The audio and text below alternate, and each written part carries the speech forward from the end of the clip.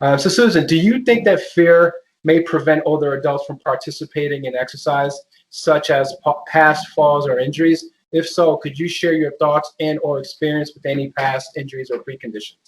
Sure. So aside from what I just said about the scoliosis, I had a really, really bad fall as opposed to this last one 7 years ago. I fell in a parking garage. I broke my pelvis in 3 places and my left wrist. So, and I had for a long time this kind of idiopathic, that's nobody knew why, fall. So every once in a while I'd be walking along and absolutely out of the blue I'd be on the ground. And it wasn't, I didn't pass out. I did a million tests. Nobody knows what caused it. It's one of those weird, probably an electric misfiring. Knock on wood, I haven't had that, since I've been working with Julio. But in the summer, friends of mine were doing a big bike ride, and I was going to go bike riding with them, but I hadn't been on my bike in a really long time. So I asked a friend to meet me and help me just remember how to do it. And I started crying the minute I got on the bike because I realized it wasn't that I was afraid I couldn't bike ride. I was terrified that I would fall off again and hurt something.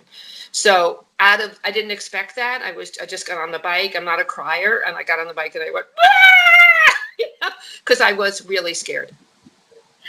Yeah, and I have to say that I identify with the fear of doing an activity due to a past injury or experience, and you're not alone.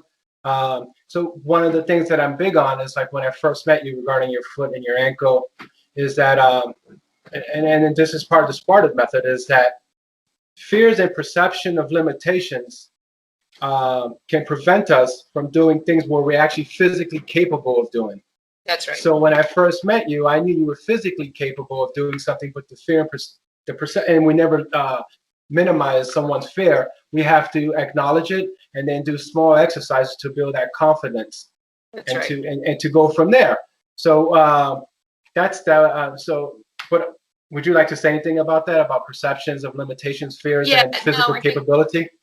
I think that's absolutely right, and especially when we started.